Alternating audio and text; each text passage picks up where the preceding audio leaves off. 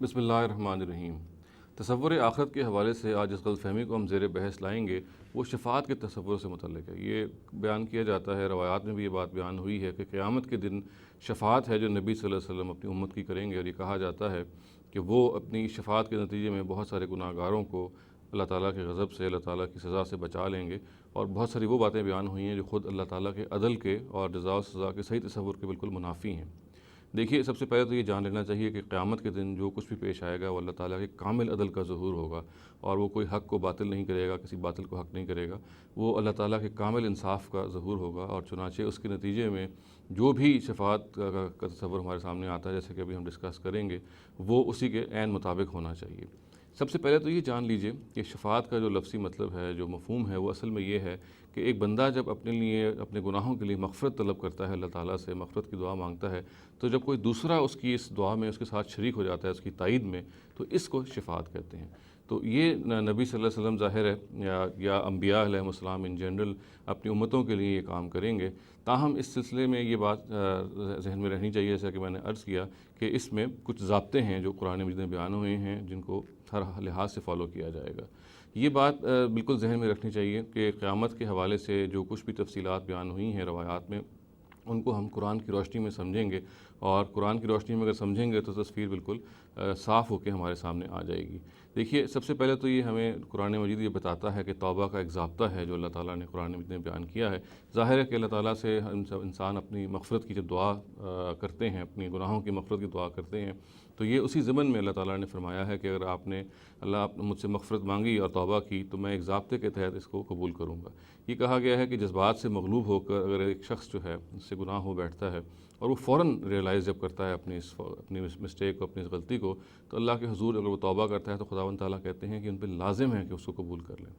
اور ایک شخص جو ہے وہ اپنی توبہ کو اگر اپنی موت کے دیکھنے تک، موت اس نظر آ جائے کہ اس کی موت آ رہی ہے، اس وقت تک مؤخر کر دیتا ہے، یا وہ اس حال میں جان دیتا ہے کہ اللہ تعالیٰ کا وہ صریح منکر ہے، تو اللہ تعالیٰ کہتے ہیں کہ ایسے شخص کو کبھی بھی توبہ قبول نہیں کریں گے۔ البتہ درمیان میں ایک جگہ وہ موجود ہے کہ جہاں پہ یہ بات بتائی جا رہی ہے کہ اللہ تعالیٰ کی طرف سے خاموشی ہے،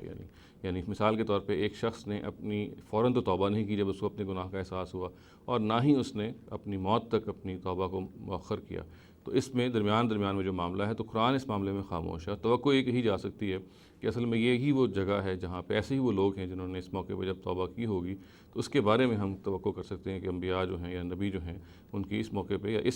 صورتحال میں شفاعت کریں گے۔ اور اس سے یہ معلوم ہوتا ہے کہ بیسکلی بنیادی طور پر یہ ایک تشریف ہوگی، یہ ایک آنر ہوگا جو پیغمبر کو دیا جائے گا۔ یہ وہ مثبت طور پہ بات بیان ہوئی ہے۔ اس کے ساتھ ساتھ کیونکہ باطل تصورات کی بھی تردید کرنی تھی، اور یہ معلوم ہے کہ اس زمانے میں بھی مشرکین اس شفاعت کے کانسیپٹ پر تکیہ کیے ہوئے بیٹھے ہوئے تھے، اور ان کا یہ خیال تھا کہ ان کے فرشتے اور ان کے دیوی اور دیوتا جن کو پوچھتے ہیں وہ خدا کے حضور ان کو بچا لیں گے۔ تو قرآن مجید نے یہ بھی واضح کر دیا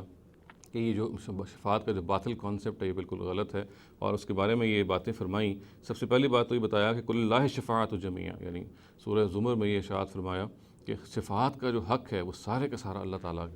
کے اختیار میں ہے، یعنی کسی کے پاس اس کا اختیار نہیں ہے، تمام تر اس کا اختیار اللہ تعالیٰ میں ہے، کوئی اس میں سبقت نہیں کر سکتا۔ پھر سورہ انبیاء میں یہ فرمایا کہ لا یشفعون الا من ارتضی، یعنی انہی کے حق میں شفاعت کی جا سکتی ہے جس کے بارے میں اللہ راضی ہوگا، یعنی کسی کے بس میں کوئی یارہ نہیں کہ وہ آگے بڑھ کے کوئی بات کر سکے۔ اور پھر سورہ نبا میں یہ کہا گیا کہ لا یتکلمون الا من اذن له الرحمن وقال صوابا، یعنی جس کو اللہ تعالیٰ اجازت دیں گے وہی بولے گا، اور جو وہ بات کہے گا وہ سچی بات ہوگی۔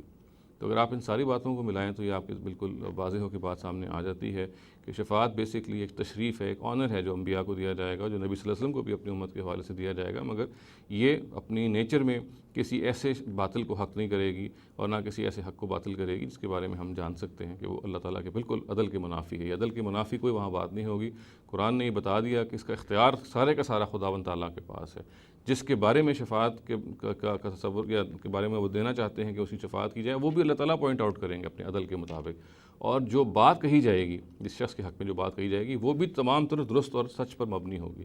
تو اگر یہ ساری شرائط آپ عائد کر دیں اس شفاعت پہ جو انبیاء علیہ السلام قیامت کے دن اپنی امتوں کے لیے کریں گے، اور نبی صلی اللہ علیہ وسلم کے بارے میں آتا ہے کہ وہ اپنی امت کے بارے میں کریں گے، تو یہ ایک ایسی تشریف ہے، ایک ایسا آنر ہے جو انبیاء کو دیا جائے گا۔ اس کے نتیجے میں ایسا نہیں ہوگا کہ گناہ گار چھوٹ جائیں گے، یہ تصور بالکل غلط ہوگا۔ چنانچہ ہمیں شفاعت کے اس تصور کو قرآن مجید کی روشنی میں ہمیں اپنے اندر راسخ رکھنا چاہیے اور تمام روایات کو اسی تصور کی روشنی میں سمجھنا چاہیے۔ اقول قولی ھذا واستغفر اللہ لی ولکم ولسائر المسلمین والمسلمات۔